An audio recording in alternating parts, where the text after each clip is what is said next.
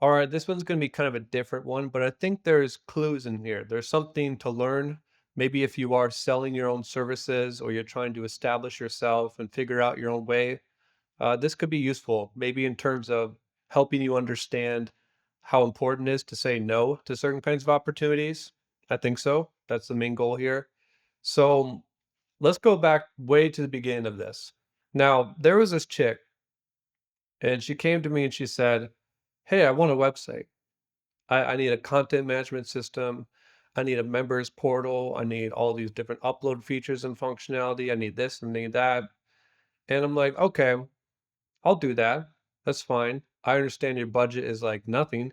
You probably want me to do this for like $100, and that's probably too expensive for you. So in these instances, I'm like, all right, I'll usually just do it for free. I'm like, if $100 or $200 is what you're actually going to pay me, I'd really literally just rather do it for free because it doesn't make any sense. And so I've kind of come to this position where, all right, I made this website. It was cool. It was great. I thought it was good. The whole database model, the schemas are all set up. It's right there and ready. And this kind of ties into another thing too, is like, you know, I've made videos in the past about how I don't work with spiritual people, right? People that are like online and are like, holier than thou. They want to teach people their secrets of the universe and whatever flavor of new age or whatever it is. This person was one of those. And it was for a site that it was effectively supposed to be her kind of little portal to sharing people her wisdom, her guidance of what she can do. And that's really the first red flag for me when it comes to doing things for free. Is if you're gonna be selling something that's so intangible and actually doesn't offer anything other than some psychological upgrade, then you really don't have a business. And if you can't afford to pay a actual proper price to develop your platform, like more than $200, then you don't really have a business. But what really set me off with this particular client, you could say, is when it came down to, all right, I did the whole database, I did the content management system, I did the design. It's not perfect, but it's kind of set up, it's ready to deliver. In the handoff stage, I asked both before I was actually given the website and also at the end. I said, all right, now I just need to have your email address and, just type in your email address. I'll transfer everything. You can be on your way and we'll figure out stuff later, payment or not, doesn't really matter. And I kid you not, this was the thing that set me off and like spiraled me into a different dimension. She wanted me to go to her old website, which is what I was refactoring from, to fill out a form, type in this big form for like contacting her, which I basically have to say, hey, send me your email. Because she didn't want to send me her actual email through this iMessenger thing that we were on because it's associated with Meta. And Meta, if you give them your email, they'll have your data. And so basically, the long story short is we kind of went back and forth where it's like, all right, give me your email. Nope, I can't do it.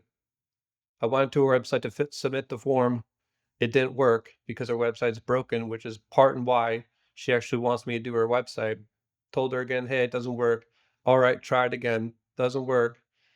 Can you just give me your email? This kind of went on for a few days, back and forth, like three different times.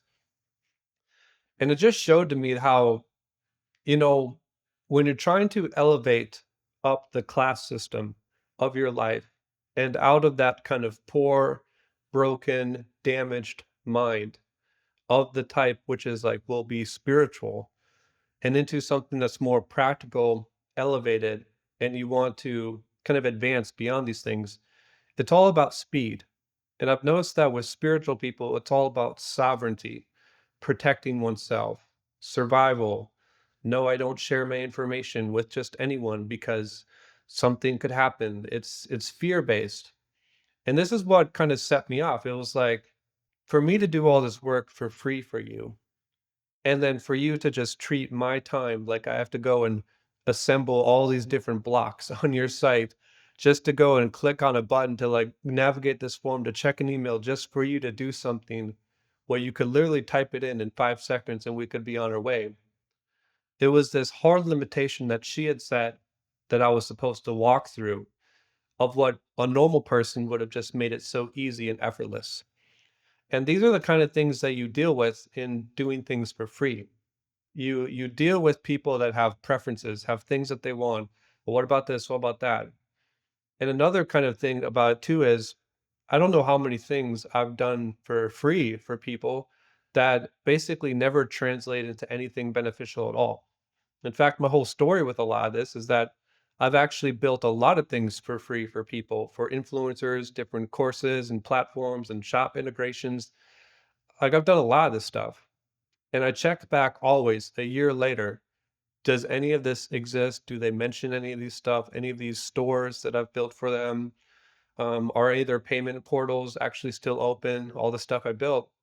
And not once have I checked back and it's ever still used by people that wanted me to do things for them for free.